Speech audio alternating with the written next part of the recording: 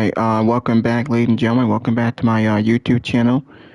Alright, this is Jacob Cast 2024. Hold on.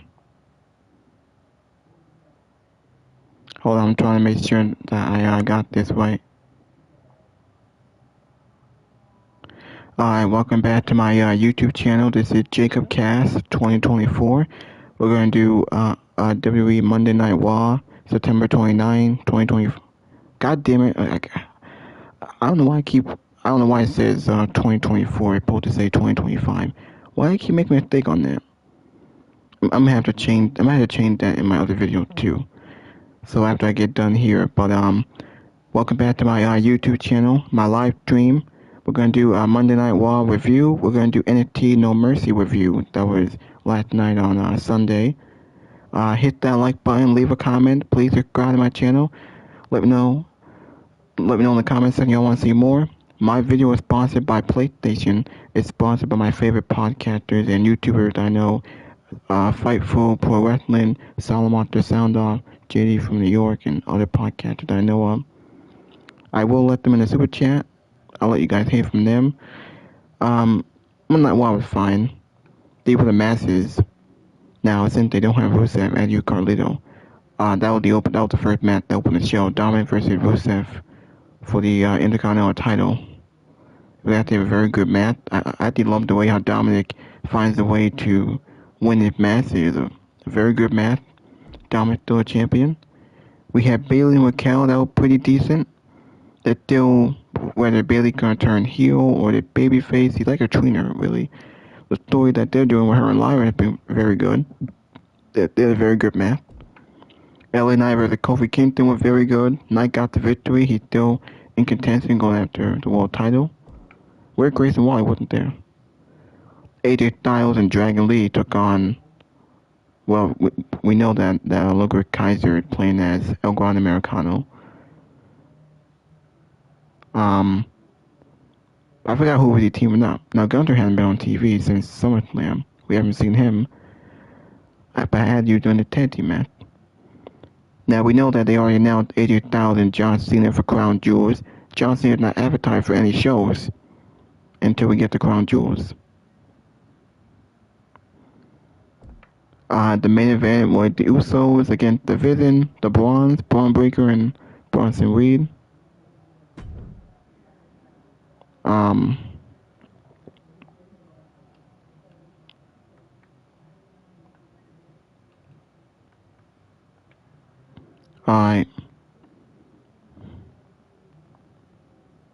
Alright, so, see if I can, now,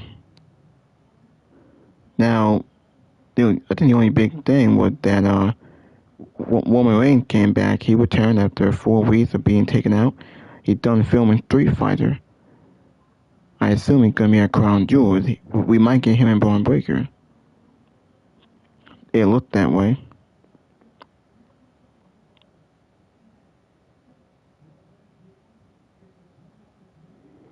Okay. More on WWE SmackDown main event. A disaster. Feeling blue heading into Crown Jewels.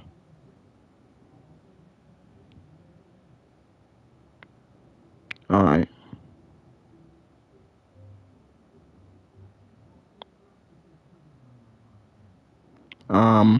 We know that NXT tomorrow, NXT versus TNA Invasion. Ricky Saints, the new champ. He's the new NXT champion. He beat Obafemi to become NXT champion in shocking fashion. Alright, now let me show you guys some of the podcasters on here. Hold on, there's a commercial at the way over here. The long ad commercial.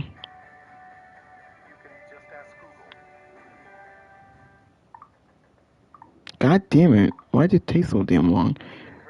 Very sorry, some technical difficulties here. God damn it, I cannot skip it. You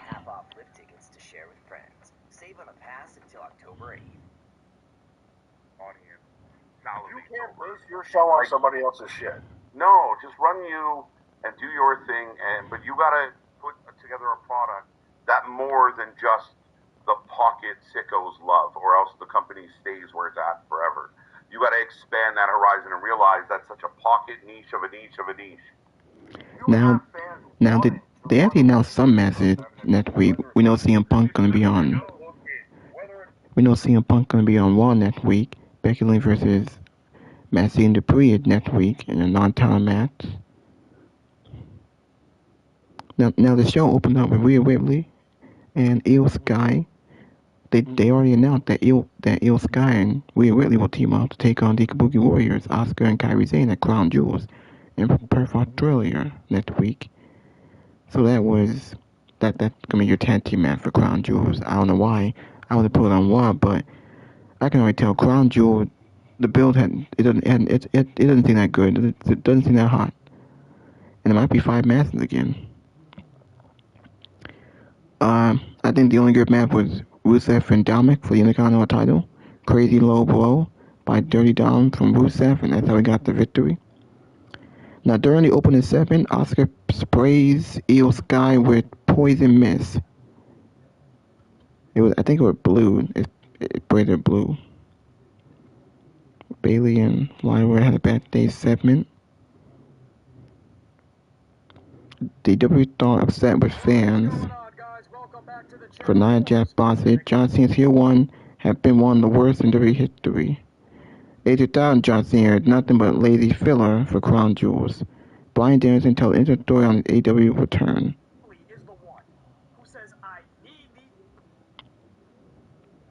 Alright, we got his Weezy Blonde. I forget what year that would have been. 2004, I think.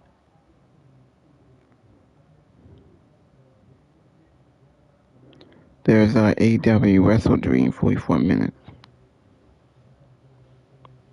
Dominic Cheek to defeat Rusev. Io Sky to beat Kairi Sane. Bailey versus Raquel Rodriguez. LA Knight take down Kofi Kingston. We got a pretty good segment with Seth Rollins and Cody Rhodes engaged in an explosive promo here, hyping up their match. We saw a promo package to hype it up.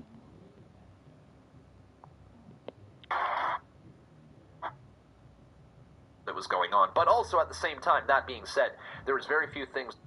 It was cool, and it said the Vision on the back, but we all know they're the Seth Riders. Yeah, the Seth Riders, aka the Death Riders. I don't think we saw Jericho in the backstage segment, did we? What's going on with that?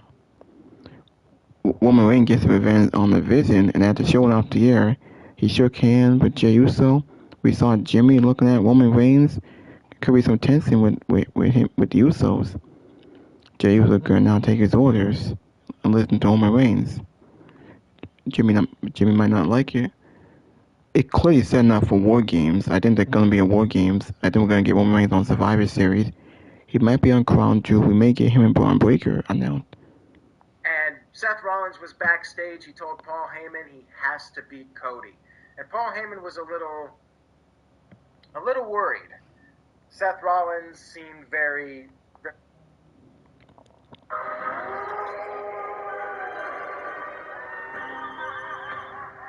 Alright, we got...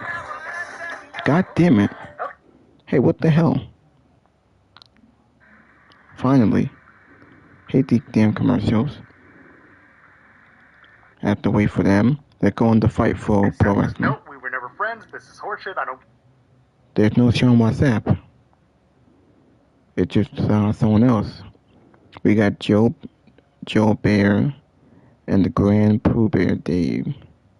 So I guess they're gonna take over because Sean's not here. We were never friends. I have to beat you.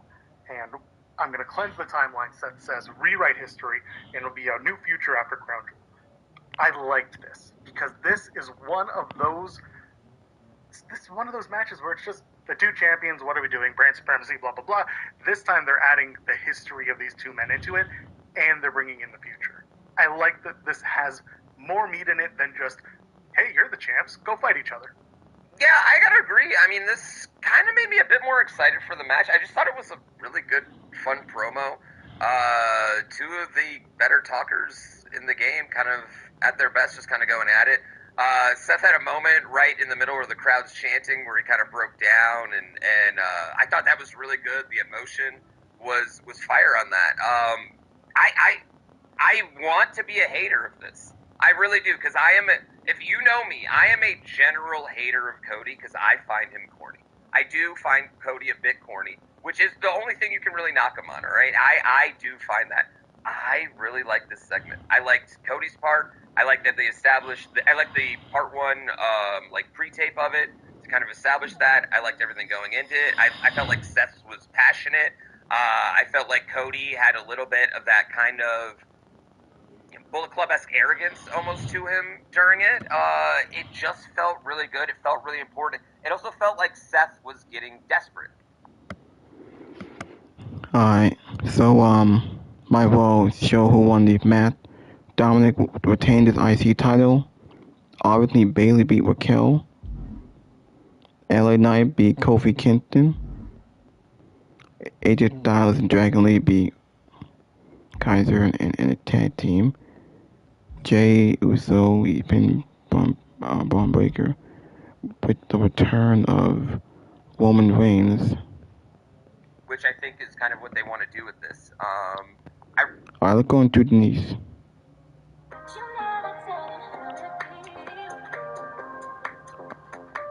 I can't skip them. Have to bring. Okay, listen. I'm gonna. And they have done that. Utter carnage expect.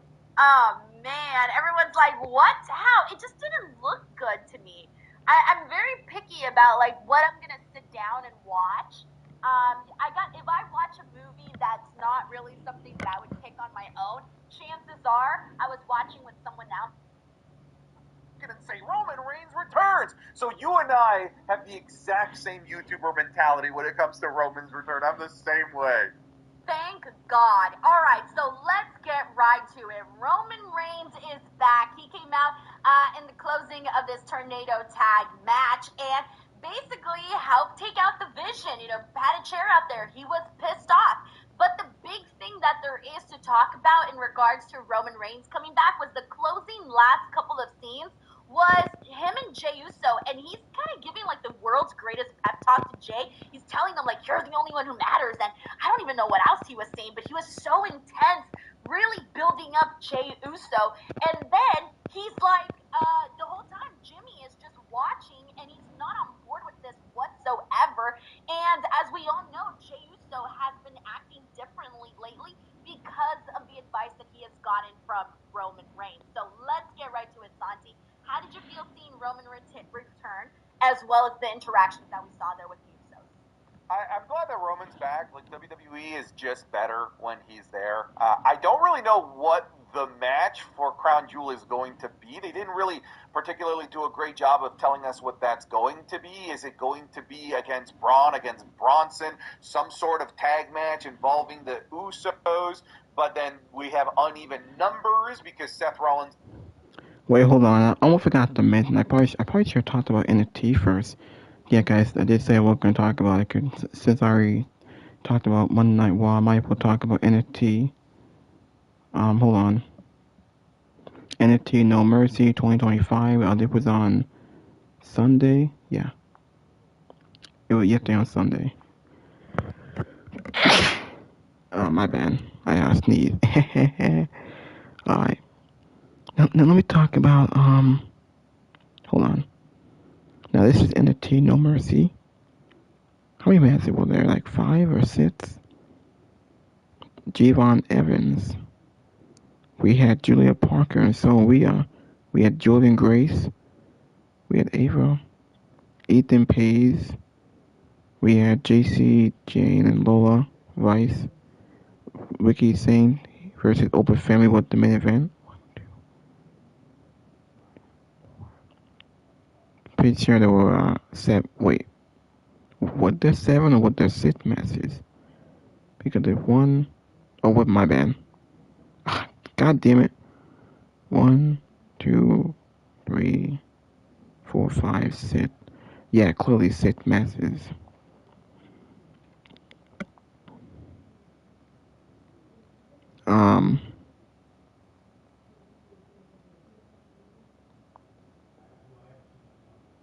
Yeah, so NXT was alright, pretty decent. I thought the main event was great. God damn it. I messed up. Because I thought While his brother Jimmy was So you and I have the exact same YouTuber mentality when it that's so fucking savage, but also kind of true that there was nothing going on with Jimmy. So this is now where is Jimmy gonna fall off the earth again in the sense that he was always the one that was sort of left behind in this whole giant bloodline story. Now is the time for Jimmy to kind of matter a little bit more in this whole bloodline saga. this was borderline necessary to make Jimmy matter. The return of Roman really facilitates the involvement of Jimmy in this storyline, right? Because now what we're likely going to be dealing with is a story of the devil and the angel on the shoulder, right? Roman saying one thing that's kind of leaning Jay towards a more darker, more oppressive. Yeah, so I might as well show y'all some of the podcasters. Gotta wait for some of them to be in the super chat, like Steven Larson, Solomonster, and JD from New York. So we'll hear from Denise and Shanti. Version of what the tribal chief was, and Jimmy reminding him of all of the terrible that man, that type of person can do.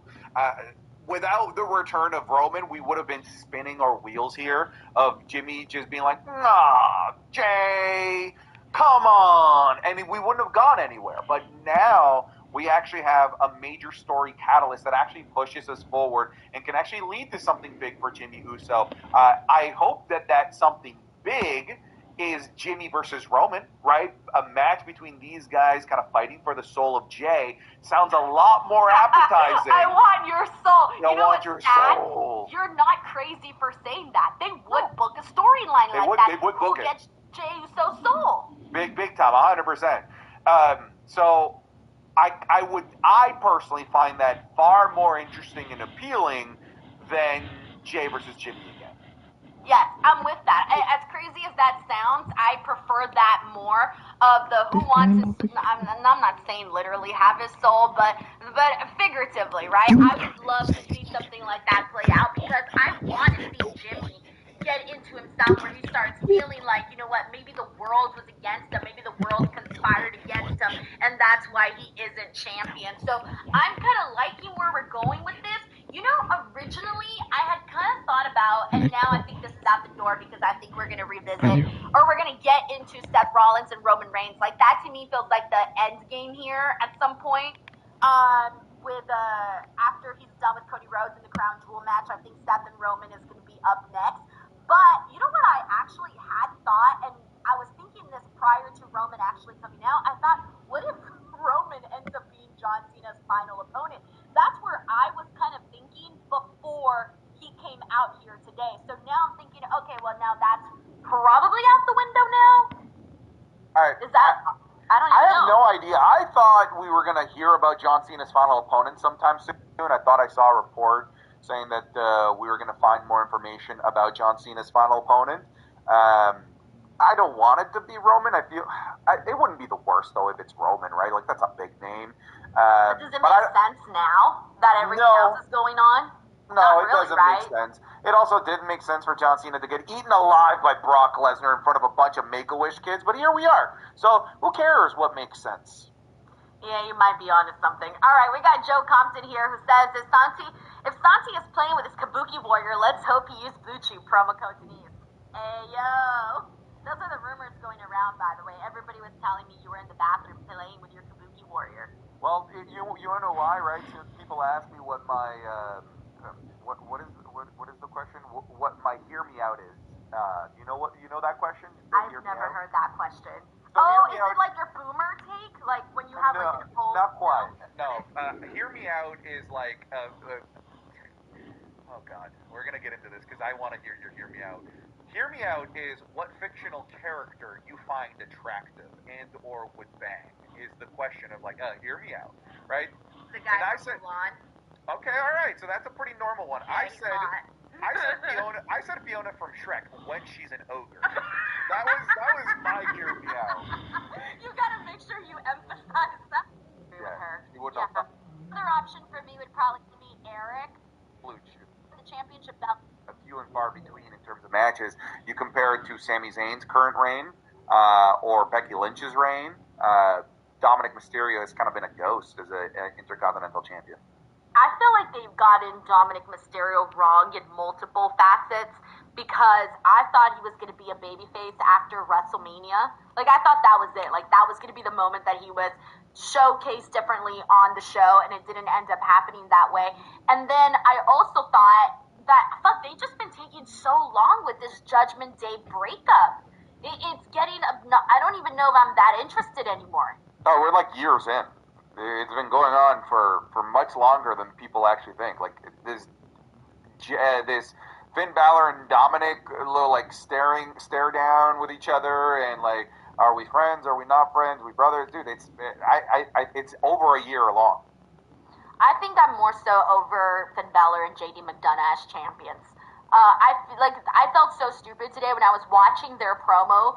I was literally seeing them with the belts and hearing them say tag team champions, and I was like, oh yeah, they're tag team champions. They're literally standing right there with the championship belts, and my brain still went, oh shit, they're tag team champions. Yeah, I think that they gotta fix some things there with Dom. I think his star power got so high following the stuff with Liv Morgan.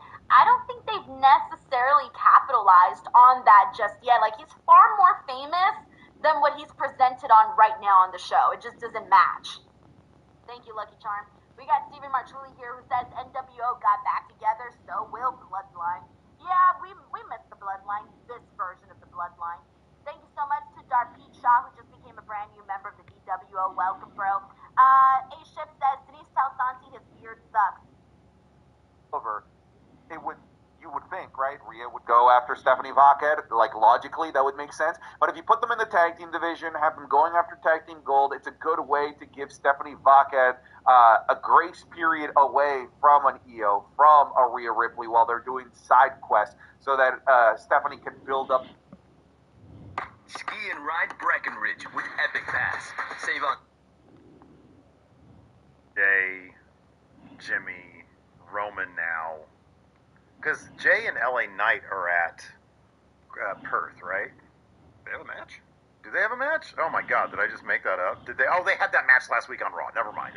Never mind. Sorry. Thought that was going to pay-per-view. No, you know why? Because last week I was like, hey, you and I were talking about that going to pay-per-view, and they just did it. They just did it on Raw, so I guess that's not So happening. there's potentially, if my math is right, 6 people that could be on the War Games team opposite division. You got Jimmy and Jay. Yeah. You got LA Knight. Yeah. You got Roman. Yeah. When your dorm room looks bleak, just type that into Google. Fine. I can't say it was. Looks like that's on the menu for Jay and Roman got Alright, go on the Solemn Monster. thrown into the middle of the show in a random match against Kofi Kingston. But at least he won. But we did get Braun Breaker and Bronson Reed against the Usos. Tonight it was a Tornado tag team match in the main event. And if you watch SummerSlam, you know that Jay and Roman got a win over the Bronze. And then at WrestlePalooza, the Bronze got their win back. And so they coughed it right back up tonight because the babyfaces were successful. And why were they successful? They were successful because Roman Reigns is back. Because Street Fighter filming is over. Actually ended a few days ago. So they didn't waste any time. The very first Raw after filming is over. And they bring back Roman Reigns, who comes out with a chair, lays waste to Bronson Reed, lays waste to Braun Breaker, actually after the match. But Braun Breaker takes the loss. And then Roman Reigns and Jey Uso, they share a moment at the end of all this. Roman giving him basically like a pep talk.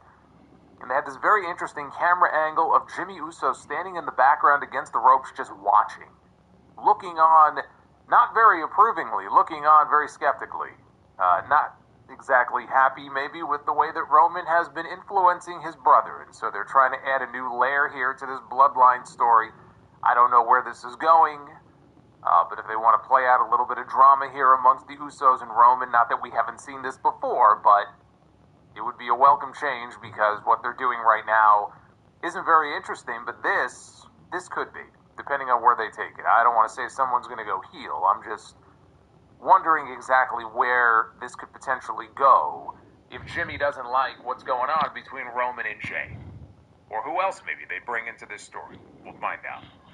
But it looks like Roman is probably going to be getting in the ring with Braun Breaker at Crown Jewel. Since we already got Roman and Bronson Reed, it looks like that's on the menu for Crown Jewel in Perth, which is a very interesting match. That's a much bigger match. And it looks like we're probably on our way towards that, unless they do, again, some kind of tag situation. I just can't imagine that. The way that Roman was really going after Breaker there at the end of the show with that chair would seem to indicate that that is the direction they're going in. Roman Reigns against Braun Breaker, much more interesting than doing something that also involves the Usos. Rhea Ripley and Io Sky and the Kabuki Warriors. That's the other big story that's been playing out now for quite some time here on Raw. Many months this story has been playing out. That's another match that is official. We do know that at Crown Jewel it will be Rhea Ripley, it will be Io Sky as tag team partners taking on Asuka and Kairi Sane after Io got misted in the face just like Rhea did last week. She too got turned into a Smurf. Here on this show, this poor woman goes 2 hours hanging out in the backstage area and nobody thinks to help try to wash this stuff off with water. Woman is sitting around, her eyes are burning. At some point, I think it was like 2 hours later, somebody finally said, Rhea said, let me go get you some water. Because apparently nobody else offered. And that's all it took for Io to go, fuck this. Rhea, you and me, against the Kabuki Warriors at Crown Jewel. We also know that another big match on that show is going to pit AJ Styles against John Cena. We have not seen these two men in the ring together one-on-one since 2018 on an episode of SmackDown. It's been quite some time. I am very much looking forward to that match. That is the match that I am looking forward to most on the Crown Jewel card. Unfortunately, John Cena is not going to be on TV between now and then. We got a little bit from AJ tonight on the mic. We got the line. We got him to deliver the line where he said he can't wait to go beat up John Cena. But that's about all we're going to get, outside of probably a video package between now and then because Cena's not going to be around, which is unfortunate because it would have been nice to get one last interaction between the two of them at some point. But you look at the way this Crown Jewel card is shaping up so far, I don't give a single solitary shit about the Crown Jewel titles. They mean nothing to me. But we at least have history to play off of with Cody Rhodes and Seth Rollins. And they've had some great matches in the past. So we're getting Cody and Seth. We have not had Cody against Seth in 3 years. We have Stephanie Vicaire and Tiffany Stratton. We have John Cena against AJ Styles. We have Rhea Ripley and Io Sky against Asuka and Kairi Sane. And very likely Roman Reigns against Braun Breaker. And they'll add at least one more. I would say the card is shaping up pretty nicely so far. Even better than WrestlePalooza. As far as the rest of this show, it was a show. It was fine. I can't say it was terribly interesting or exciting, but it was fine. It was a show. And we will talk about it here. This is your Raw Netflix review. It is the final review here for the month of September. It is September 29th, 2025. I am the Solomonster. Like and subscribe. That's how she looked at the end of last week's show. And actually, I call her a Smurf. Many people did point out, they claimed that she was family, right? If you remember what happened at the end of Raw last week, we had that great main event between Rhea and Asuka, and Rhea won. Loves them. Both be my students. I made a comment. Alright, let's go into, God damn it, man, with the goddamn commercials. Had to say. Then we get a weaponized steel cage matchup. Jordan Grace going up against Blake Monroe. These two women hate each other, so they got a weaponized steel cage matchup. It meant that there were kendo sticks, garbage cans, official. There were bits and pieces that I did enjoy, and I just feel like we're on the verge of some good storytelling. I feel Gerard, who also became a brand new member. We got, and then That's throughout the entire night, we were seeing Io sort of conflicted. Kyrie confronted a different perspective. It's terrible. Thank you, David. Oh man. Alrighty. So also we got some more shenanigans with Bayley, Lyra. After Bayley defeated Raquel Rodriguez, she went out there and helped Bayley. Lyra went out there to help out Bayley because both Raquel and Roxanne were attacking Bayley. They seem to be, at least right now, on good terms since Bayley was in a good mood today. Yeah, I still don't know where this is going, right? Like, is it a tag team, or is, like, here's the thing, okay, are we going down the path of a Lyra versus Bayley feud, or are we going down the path of a Lyra versus, a Lyra and Bayley, I think I might have said Becky, are we going down the path of a Lyra and Bayley feud, where they're going to have matches against each other, or are we going down the path of a Lyra and Bayley tag team where the shtick is that you don't know if they're going to get along or not? Whoa, I don't know. Both, based on how things are going, could be logical conclusions to how they treat this. I feel that given the way that the whole Intercontinental Championship picture has gone, even though we didn't get like a full-fledged Lyra Bayley feud, part of me feels like we kind of already got it in a way. Because it was sort of mixed in with the Becky stuff, and they were kind of having problems already.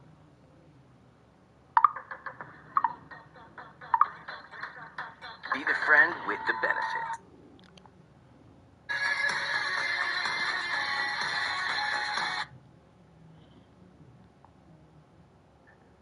If you were on Twitter and you were in the thread, you can see it for yourself. But why not, right? Let's just take a small little sample of some of the shit that I got hit with tonight over my opinion over this. I don't know. I think Lyra still kind of needs these like partnerships and these like weird random pairings to kind of bring out a little bit more out of her and bring a different version of Lyra out that we haven't seen on Monday Night Raw just yet. But we got Larice Johnson here who says Lyra versus Bayley feud. So I think more people are probably expecting this. We got Bob Ross Jr. here who says, I think we all know that AJ Lee is returning next week after Becky versus Dupree. Oh, I'm pretty sure she's going to come out and help out Maxine during this match, because if not, why would you book Maxine and Becky again? Maxine's going to win. You think she's going to win? With the help of AJ, of course? Yeah, I think they're literally setting up what happened in 2003 with the Hurricane rolling up The Rock, because Stone Cold was out there to distract The Rock, and it was like a hilarious win. Oh my God, the Hurricane pinned The Rock. They could literally do it again here, right? You know, Becky is mauling Maxine Dupree, but then AJ Lee goes out there, distracts her just long enough for a roll-up victory. Maxine Dupree runs away, hilariously celebrating with Tozawa, and it doesn't hurt Becky at all. It elevates Becky, in my opinion, if she can eat a roll-up pin from a comedy character like a Maxine Dupree. Look, I don't know what they're going to do, but I'm interested because it's Maxine, and everything Maxine does always looks different and funny, and I always laugh and I always have a good time with it, so I'm going to see what happens there. We got Infamous Raider logo here. It says, how does AJ get into the Intercontinental title pick? She defeated Becky. Her interfering wouldn't make sense, but saving Maxine after a beatdown, does that work? I can kind of see her doing that whole saving her after a beatdown. That was my original thought of what I thought might go down with Becky and Maxine. Thank you, Infamous Raider Loco. Hey, you want to know what I thought match of the night was?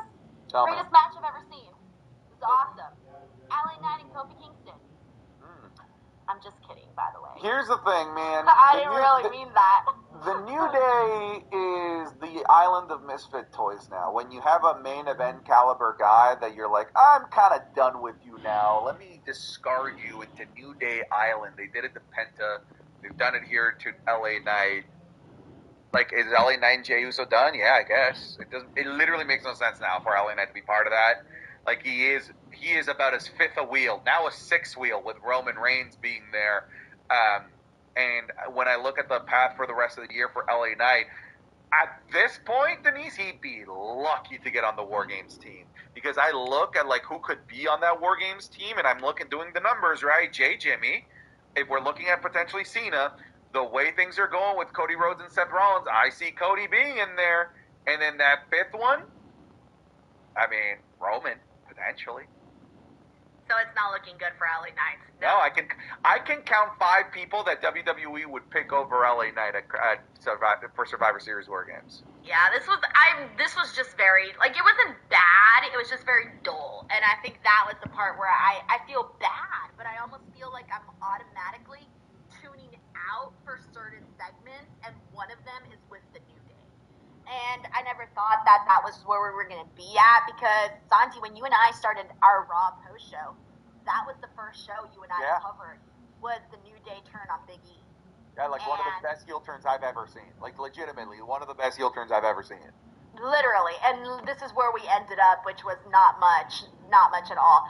All right, we got Randy Hayward here who says, Reach last week blew at airport. Oh, Rhea last week blew at airport taking pics with fans.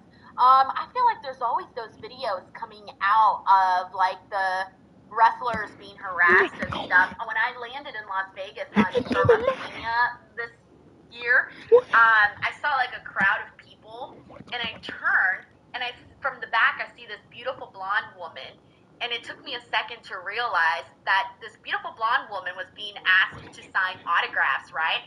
And once I actually stopped to really look at this beautiful blonde woman, it was Liv Morgan. She was literally just trying to get her stuff, and there was just, like, people, like, asking her to sign stuff, and she was, like, trying to blend in. You know, she had a hat on, she had a tracksuit on, and it was just not happening. So, yeah. Alrighty, AJ Styles, Dragon Lee versus Los Americanos. AJ Styles, Dragon Lee get the win. What? I mainly want to ask. Pop quiz. No. What are the names of them? Yeah, one of them is Rayo, and the other one was Bravo. Yeah. Oh, I got scared. I was like, "What's the pop quiz?" Bravo and Rayo. All right. AJ Styles is apparently going to retire next year. How are you feeling about that? I don't have mental real estate right now to care, because I'm on the John Cena retirement. Like, once that's over, then we can focus on AJ's retirement. You don't want him to steal John Cena's thunder. Yeah, like I can't balance 2 of these at once. Let me focus on Cena's first. Once that's done, then once I cry about John Cena's, then I'll cry about AJ's.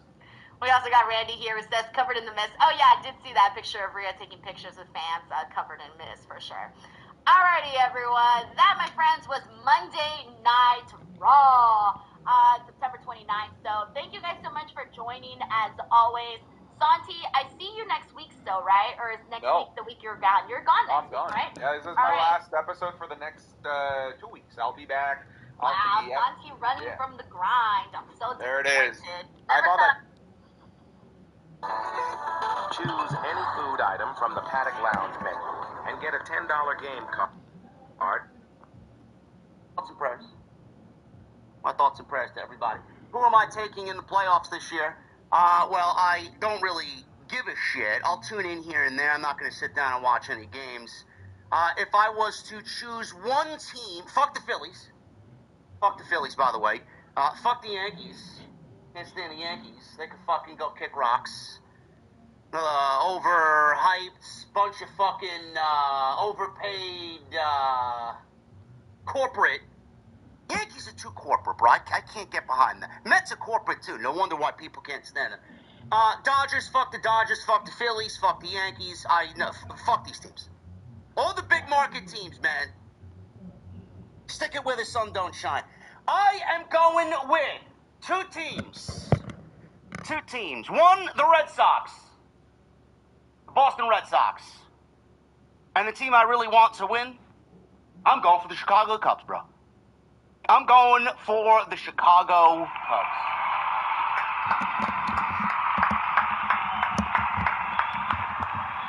I like a good underdog, man. How long have they never won a World Series? What is it, like 170 years or something like that? How many years now is the Cubs? World Series less. Yeah, I'm going with the Cubs. I think the Cubs are my sentimental favorite this year. Long shot, but we'll see what happens. Monday Night Raw. This wasn't the best show. I saw some division in the chat. I don't know know where you guys, I don't know what you guys are arguing about or where you're coming from. I usually come on here and give my opinion about what I watched. If you don't like it, fuck off. Don't really give a shit if you're playing for the other team or if you're here and you're a WWE elitist. If I liked it, I'll tell you why I liked it. If I didn't like it, I'll tell you why I didn't like it. Same thing for the other fucking group of indie macho gymnasts. I'll do the same thing over there. Better understand that. People don't understand that. I just expressed my opinion on pro wrestling. Monday Night Raw was okay. It was okay. I don't really like the 7 p.m. start time. It really kind of pushes up everything I need to do. I need to eat dinner earlier. I need to take my nap earlier. Very much looking forward to them going back to 8 p.m. next week, but Monday Night Raw, as far as stories, I like what they're doing. There's two things in particular that I like what they're doing. First of all, Cody Rhodes and Seth Rollins. We got a very beautiful retrospective on the feud, the history of Seth Rollins and Cody Rhodes. And I'm very much looking forward to their match at Crown Jewel. I didn't really expect a face-to-face tonight. I just expected a vignette and a brief history of what they've gone through together. They wrestled 3 times together. Seth was Cody's Shield at WrestleMania 40. I want to say thank you to everyone. I love the little nuances that the story is trying to convey to us. Rollins clearly wants to beat Cody Rhodes. He needs to do it. Cody got under his skin last week by saying, you know, the first 3 times that we wrestled, you did it all by yourself, and now I'm looking at you standing behind your goons, he said. Called Braun Breaker a goon. Called Bronson Reed and Paul Heyman goons. I know a thing or two about goons. I deal with them every day. But that, to me, got under Rollins' skin. He also looked at the Rolex that Cody Rhodes gifted Seth Rollins after helping him finish his story at WrestleMania 40 in Philadelphia. Rollins wanted to know what the symbolism of the watch was. Why did you gift me this watch? Are you trying to tell me that you're better than me? More than 100 people. Rollins, for the last 2 weeks now, has been looking at this fucking watch. This Rolex. He doesn't know what to think about it. What Cody did, subtly, got underneath his skin. Then Paul Heyman and the Bronze show up on SmackDown. It's a 2-on-1 situation. Cody's got no backup. You would think he's got some friends over there. No backup.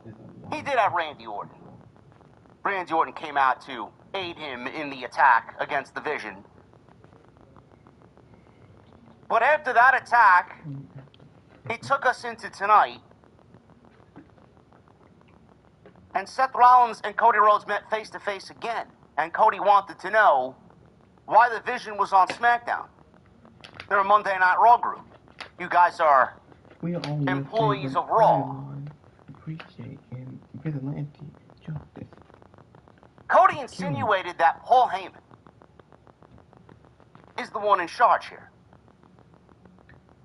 Seth Rollins went out there to say, defiantly, everything goes through me. I am the man. Every decision goes through me. Crowd chanted, no, you don't. Or no, it don't. No, it doesn't.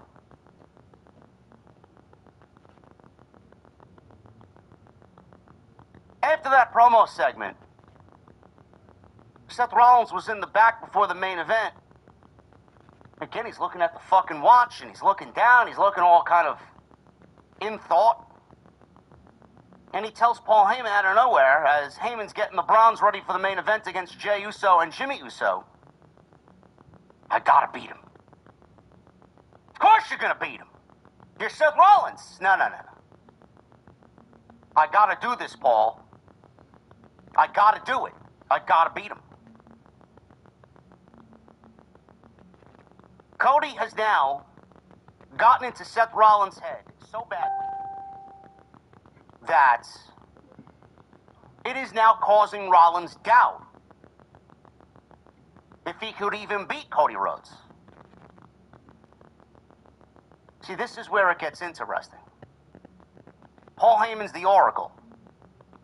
Paul Heyman sees all. He sees what this is doing to Seth Rollins. He sees how Rollins is acting. He sees what Cody now has done. Like a sniper. He got into Rollins' brain. Come Crown Jewel, we won't see Braun Breaker. Well, we may see Braun Breaker on the show, but I don't know if he's going to be in that match. I'll get to that in a bit. We're not going to see Braun Breaker help Seth Rollins. We're not going to see Bronson Reed help Seth Rollins. We're not going to see Becky Lynch help Seth Rollins. Paul Heyman is going to call in Brock Lesnar as the insurance policy, who has a history with Cody, to help Rollins beat Cody. Rollins will beat Cody. This will cast even more doubt on Seth Rollins. Can I beat Cody? Can I beat Cody one-on-one? Am I the right man for the job? Is this vision a real deal? Am I the real champion? Am I the greatest champion in the company? Am I the guy that's supposed to lead this era of pro wrestling? Am I the future of pro wrestling? How can Rollins say all these things, feeling the way that he does, when your Oracle doesn't even believe in you, to a point where he's got to get his insurance policy to make sure that the mission statement of the group is intact? He'll have the Crown Jewel title, he'll have the Crown Jewel ring, he'll have his World Heavyweight Championship, he'll be on top of the world. It's not going to be enough. It's not going to be enough. I genuinely think that this is what they're planting for Crown Jewel. I enjoyed that aspect of the show. We'll get into actually what they said verbally, face-to-face, a little bit later in the show. Roman Reigns is back.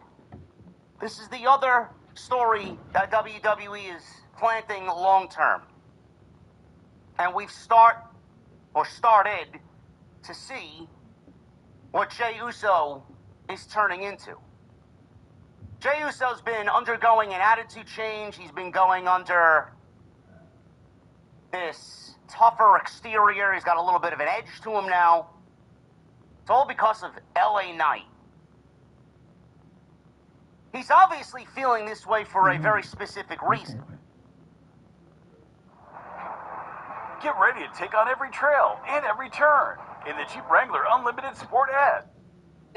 But the one thing that is absolutely taking Jey Uso by the hand and bringing him to how he feels right now is Roman Reigns. Jey Uso was on the phone last week. Jimmy Uso walked up to Jey Uso wanting to know who he's on the phone with. Don't worry about it, Uso. We got business to take care of. He was on the phone with Roman Reigns. Who else would he be on the phone with? Jimmy Uso's made offhanded comments. Yo, Uso, what's wrong with you? There was a situation where LA Knight wanted Jimmy Uso to be his tag team partner against the Vision because what Jey did to LA Knight, he didn't appreciate it, and he felt like he wanted to trust the Usos, but he doesn't trust Jey Uso. He does trust Jimmy. Jimmy told him, no, I can't do that. I'm not going to betray my brother who has a problem with you right now. I'm going to stick with my brother. Jimmy went to go tell Jey exactly what he was going to tell him in regards to teaming with LA Knight. Jey didn't give him an opportunity to do so, started ordering his brother around, Meanwhile, Jay just told LA Knight, I'm not going to team with him. He went to go tell Jay. Jay's like, you got to tell LA Knight, no, you can't team with LA Knight. Well, if you let me fucking speak, I was going to tell you that I'm not teaming with LA Knight, and I'm on your side. Because you're my oos. Because Jay wanted to order his brother around, Jimmy went to go team with LA Knight. But in the same breath, he says, what's wrong with you? You're not the same guy. Something's gotten into you. You're not the tribal chief. I don't see an ulafala around your neck. He doesn't even look at his brother as the same guy anymore. That old poison, that old Roman Reigns is slipping back into Jey Uso. How far it goes, I don't know. Does it extend to eradicating the Vision, and then that's it? Is it only temporary to get the job done right now? Because Monday Night Raw isn't really a safe place with Paul Heyman, Braun Breaker, Seth Rollins, Bronson Reed, and now Brock Lesnar looming around somewhere, and this loose relationship now he has with Paul Heyman again. If you watch at the end of the show, Roman Reigns came back again, made his return again. It doesn't even pop me anymore. But it's always great to see Roman Reigns back. He helped the Usos beat the Browns in a Texas Tornado match. This was a rematch from WrestlePalooza. Roman Reigns, almost like a cheerleader, coaching Jey Uso, hyping him up, putting his hands on his shoulders, telling him you gotta smash him. You gotta smash him. He's the one giving Jey this edge, this new attitude, this tribal chief-like attitude. Meanwhile, in the background, all you saw was Jimmy Uso dejected and disappointed that his brother now is back, taking a sip from the tribal chief Kool-Aid when they should all be, in 2025, better people than they were only 2 years ago. And he feels like his brother now is dipping back into what made them all terrible. And that's the way Monday Night Raw run off the air. I don't know how you guys feel about it, but I enjoy some long-term, slow-burn storytelling. Now, we've been seeing these things over the last few weeks now. The Rollins and Cody stuff has basically been put on the burner and turned up to high because they have a match in 2 weeks and they need to get all that stuff out and they need to build that match properly. But this Uso stuff with the Vision has been going on for fucking months now. Now Roman Reigns is getting involved. It's all eventually leading to War Games. I'm assuming the Usos and Roman Reigns will be on the War Games side. I'm assuming we'll see CM Punk. I'm assuming we'll see John Cena. Those are your 5 baby faces. Or maybe Jimmy does not make it into War Games. Maybe he does not want to support his brother and his new behavior and his current attitude. Maybe Jimmy doesn't make it there. Maybe he backs out. Maybe they replace Jimmy with Jacob Fatu. But it looks like this is all leading to some major storytelling inside War Games.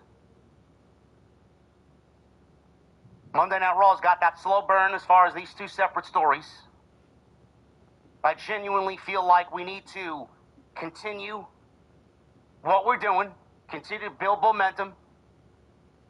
Don't completely slow burn it every week. I'd like to see these things fleshed out.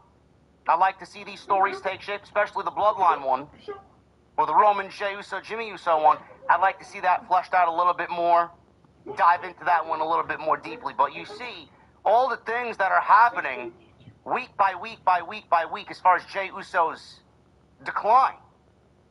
He's still Yeet, but he's not like he was going into WrestleMania. It's almost like he knows who he needs to be now. Whether or not that works and takes him back to the promised land, probably not. I don't think that's going to be. But maybe it's just Roman using him. And Roman is going to be the one to reap the benefits so that he may get back to the top of the mountain once again. Because I do not think that we're done with Roman and Cody. I do think that there is a match 3 somewhere. When or where, I have no clue. But I do think that WWE would be foolish to not at least give us a 3rd match in that trilogy. Again, we don't know. We can only speculate and theorize where all this story is going. But as far as Monday Night Raw is concerned with these 2 different aspects, Cody, Seth, Crown Jewel, Roman, Jay, Jimmy, I like what's going on. And the kicker in the main event, Roman Reigns helped the Usos beat the Bronze. Roman Reigns really put the fucking beat down on Braun Breaker. We may actually be heading towards Roman Reigns and Braun Breaker in Perth at Crown Jewel. We may be getting this one-on-one match that people have been asking for, finally, for the first time, in Perth, Australia, at Crown Jewel. And if that's the case, this Crown Jewel card is shaping up to be probably one of the best WWE PLE cards from top to bottom all year. Match-wise quality. Elsewhere on Raw, we got more Judgment Day and more Bayley and Lyra hijinks. We got Rhea Ripley and Io Sky finally on the same page after Asuka misted Io. And that's all it took to really get that over the threshold. And the Kabuki Warriors will now do battle with Rhea and Io. Or Rio. Whatever their tag team combination's gonna be.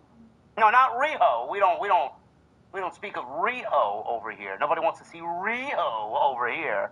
Rio. Perth. Rhea Ripley and Io Sky. Tag team match. Again, Crown Jewel shaping up to be a banger card, at least on paper. So we'll go over that. No CM Punk again for a 2nd straight week. And we got LA Knight in a thrown together match against Kofi Kingston. And Rusev went after the IC title. Looks like we are not done with that yet, as Dominic, clearly a babyface tonight, cheated to win, retain the title. We will definitely go over that here on this Monday Night's Raw. It is your Raw post show for September 29th, 2025. Thank you guys for a great September.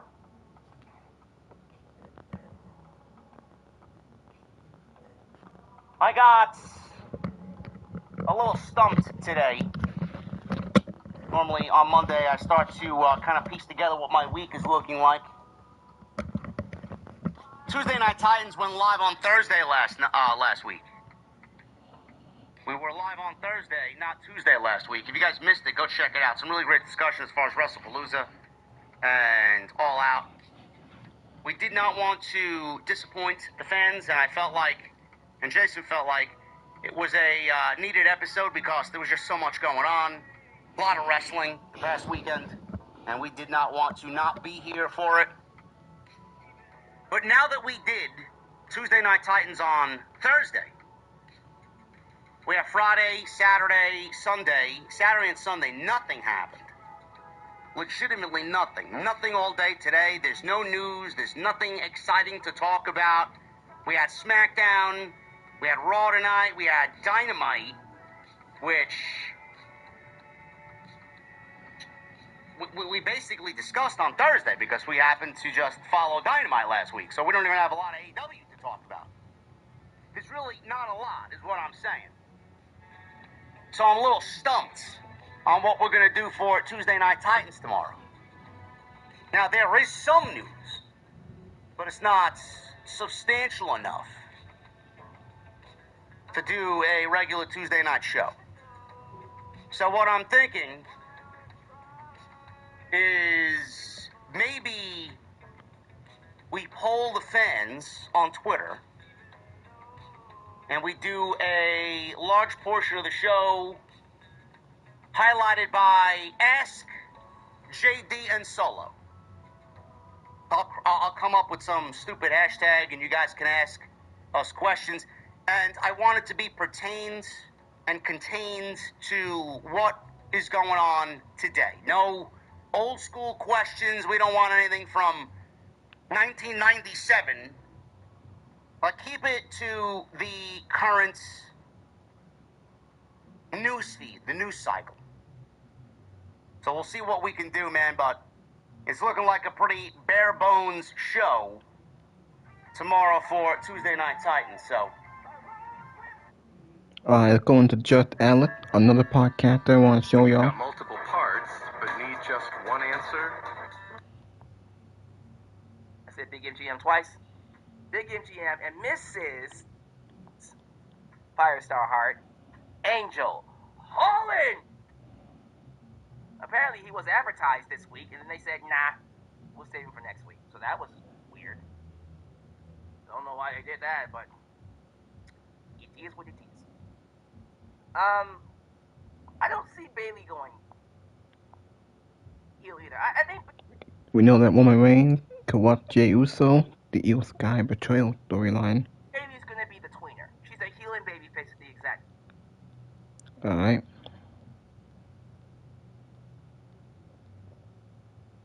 We had a backstage segment with Tiffany Stratton confront Stephanie Valkyra. I didn't see that.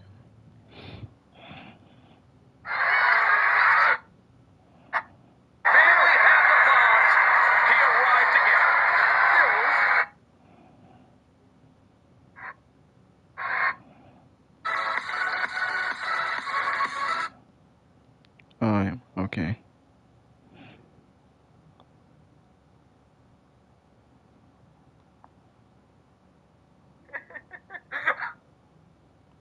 Only 9:47 on the East Coast Cody right Rhodes now. needs to beat Seth Rollins. Seth might win. Because he Brock Lesnar crown jeweled, we just won't know.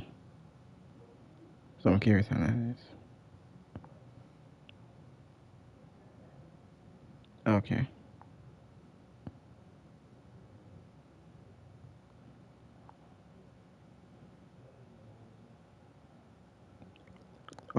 Okay, so let's get back into the other podcasters. We still got like a couple, and I think that's about it. We got Steven and Larson, see with him. Bits in advance of the match. It was kind of funny when Chelsea walks up to Nia and pitches her on joining the Secret Service. Yeah. Well, they got an opening right now, so it's good to be ambitious. So we went through the finish of that. Tiffany got the win after kind of the botch finish. Stratton hits the moonsault on Nia to get the win. Afterwards, Stephanie Valkyra makes her way to the ring. They hold up their titles to each other. Yeah. We had Cody chatting it up with Paul Heyman. Paul Heyman opened the show with a promo, and he asked the crowd what they want to talk about. He kind of stealed. Yeah, so going through Salamonster. Left him for dead. So this left Jay on his own for a while. Jay tried fighting back. Reed cut him off with the world's strongest slam. The Bronze followed with the old Steiner brothers. The medical staff is like, what can we might just decide the next 10 to 20 years of the entire industry. Why didn't anyone think of that over the last 2 hours? That's a really good question. This tour bus outside the arena, followed by part 1 of a video package exploring the history between Cody Rhodes and Seth Rollins, from Cody's return at WrestleMania 3 years ago all the way through the torn pec at Hell in a Cell a few months later. By the way, they are using a Green Day song as the official song for Crown Jewel, One-Eyed Bastard, which is pretty cool. We got a rock song here. Yeah. Crown Jewel, I like it. Met backstage that she's on. He tried to pull the Eddie. Obviously, Eddie being his dad and all, makes sense. So he acted like Rusev hit him with one of the belts, but he did it in such a way where when the referee turned around, he clearly saw Dom trying to do this. So he got caught.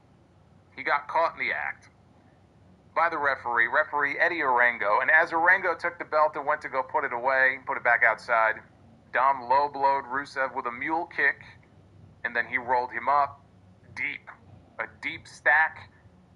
With the schoolboy, he stole the win, and with that, Dominic retains the Intercontinental Championship. The fans were happy. They popped for Dom's antics here, but otherwise, this was a pretty standard match here. Look, Rusev needs to kill this man the next time he lays eyes on him. Okay, we had weeks of matches between Rusev and Sheamus, who has not been seen since, by the way. And Rusev won. Okay, he beat him. He beat Sheamus. So now he finally gets a shot at the Intercontinental title. He gets outsmarted. He gets pinned by Dominic. If Rusev is not just wrecking shop and just destroying the place next week trying to find this kid, then we're doing something wrong here. Okay, this can't be a one-and-done type situation. So I don't know what their plans are, if they're going to run this back. Maybe, who knows, maybe that's a Crown Jewel match, if it's going to be a Raw match, or they're going to add more people to this, to the IC title hunt. Maybe Penta fits in there somehow. I don't know. Maybe Sheamus fits in there somehow. I don't know, but he's going to want to kill this boy. He better. But I have to ask this question. I mentioned the referee, Eddie Orengo, right? I mentioned Eddie Guerrero too, but I mentioned Eddie Orengo as the referee. Why did they force Eddie Orengo to work today? Today is the day of mourning. For those who don't know, Eddie Orengo, as well as Michael Cole, but Eddie Orengo is a known New York Mets fan, like a diehard New York Mets fan. And he should be given bereavement time. And yet they forced this man to come back to work the very next day. After this weekend's just depressing, sad weekend. And there he is working tonight. That's just terrible. He should have at least had the night off. Earlier today, LA Knight told Adam Pearce that he wanted a World Heavyweight Championship match because he was the last man to beat Seth Rollins. He'll one day be a WrestleMania main event. Put all together, I don't know what else to say about this. When the match was over, though, that was the telling moment. When the match was over, Roman was irate, and he's attacking Breakker again with a chair. Eventually, Breakker escapes. So Roman and Jay, they came face to face, and the camera's right up in front of them, and Roman is like giving him a pep talk. And they even bleeped out some of the words that they were saying. But Roman is basically telling him, I told you, smash them all. And Jay was into it. He was agreeing with everything that his cousin was saying.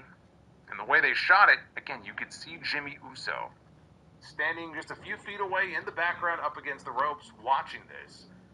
And clearly not liking what he was seeing. He was very skeptical. He was very concerned about the interaction between his brother and his cousin. And that's the story that they'll tell, I think. Jimmy doesn't agree with this whole look out for yourself stuff. That's why last week he opted to go out there and save LA Knight, even though Jay had no interest in doing so. They don't share the same philosophy. That pep talk that Roman gave Jay over a month ago, Jimmy doesn't subscribe to that.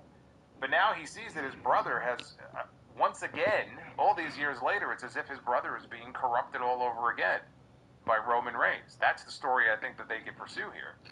That's the story it felt like they were possibly going to pursue here.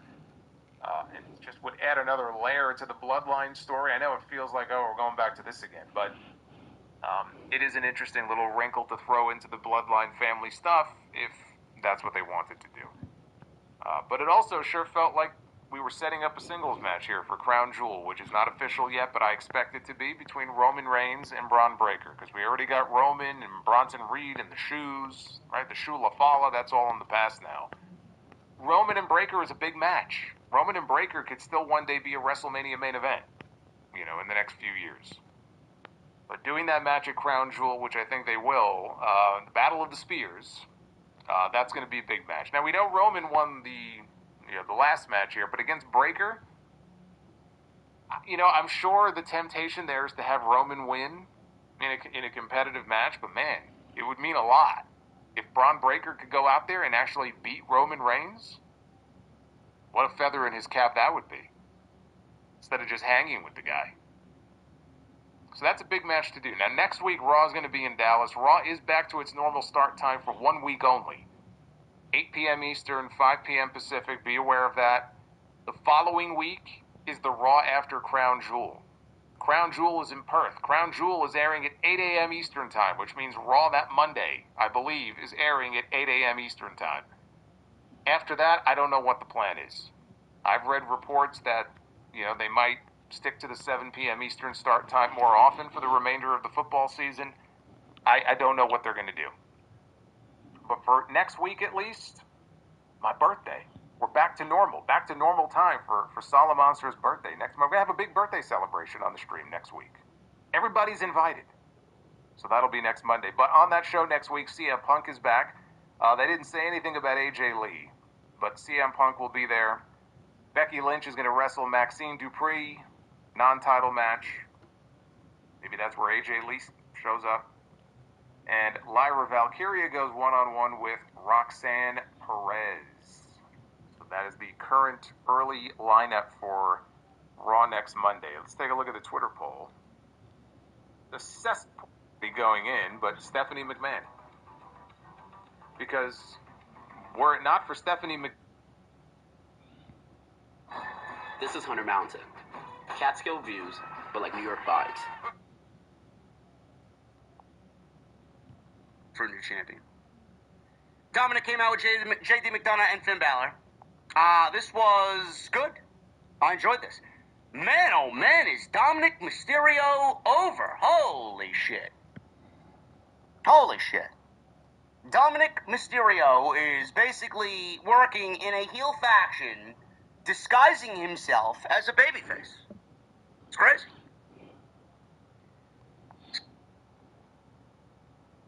That's something to appreciate, but at the same time... Is super over in North Carolina. Rusev was all over Dominic early, sending him over the announce table with a fallaway slam, which sent us into the commercial break 90 seconds after the bell rung. So, WWE, some things will never change, bro. So, we come back from the break. Dominic is making his comeback as Rusev was still in control, leading to a springboard senton. He goes for a cover, and he gets a 1 count on the Bulgarian brute, Rusev. Dominic went for 619. Rusev clotheslined him. Rusev set up for the Machka kick. Dominic spilled out of the ring. He then shoved Rusev into the steel steps. Hits a 619 to the midsection, back in the ring. Dominic hit a normal 619, went for a frog splash. Rusev moved and hits the Machka kick. Nailed it. Goes for a cover. That's a near fall. Rusev then applied the accolade. Dominic quickly wiggled out of it and escaped the ring. So he's free for now. So after feeling and tasting a little bit of the accolade, Dominic went over to the timekeeper's area, went to go grab his IC title and his AAA Mega title, and he was about to leave. Rusev pulled him back into the ring. Dominic tried to pull an Eddie Guerrero trick by faking that Rusev hit him with the championship. But Eddie Arango, the referee, he saw all this happen, and he saw Dominic basically not hit Rusev, pretend that Rusev hit him, and saw him basically lay flat and take a flat back bump, pretending that Rusev hit him with the championship. So, referee caught him. Referee takes the belts, puts them to the outside. So, at this point, Dominic is now crowding the referee, Eddie Arango. He's in the corner. This was all done by design because the referee couldn't see what was about to happen next. Dominic, from behind, low-blowed Rusev, and he got the advantage on Rusev, rolled him up for a schoolboy.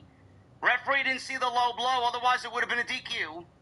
1, 2, 3, and Dominic Mysterio defeats Rusev in 9 minutes to retain the WWE Intercontinental Championship. I thought this was fun. For what it was, the 9 minutes that we got, I thought this was fun. Clearly, Dominic needed to cheat to win. Rusev is going to lobby for a rematch. When or where that happens, I don't know. We could get it next week. We could get it on Monday in Perth when WWE goes to Raw the following week after Crown Jewel weekend. I don't know. But clearly it's not over. Because I know if I'm Rusev and I lost the way that I did tonight and the referee seen it, but the referee didn't see the low blow and the referee knew Dominic was trying to cheat to win, I would be in Adam Pearce's office basically as soon as the match was over. So Rusev more than likely is going to get another shot at the Intercontinental Championship. When or where that happens, I don't know. But I thought this was fun for what it was, and like I said, Dominic, as over as he is as a babyface, I like that dynamic. I like that Dominic is over as a babyface, even though he's working in a heel faction as the Judgment Day. I like that Rusev is able to feed off that. Because I was worried that it wasn't going to be as hot as it was. And it's exactly what Rusev needed. So more of that. Dominic wins, cheats to win, retains the IC title in 9 minutes.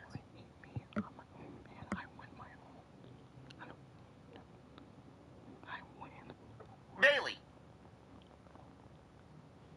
She crossed paths with Lyra Valkyria backstage. Bird Lady. I don't even think we can call her Bird Lady anymore. She doesn't really do anything to warrant the Bird Lady status anymore. Well, I probably should end the video. I think I made this long enough. Just want to say thank you for watching. Thank you for all the support. Hit that like button. Leave a comment. Please subscribe to my channel. I will be back with more. I will make more videos of NBA 2K17. I will make some more videos of WWE 2K25. No, I think it's 2K25. Yeah, so until next time, I'll see y'all later.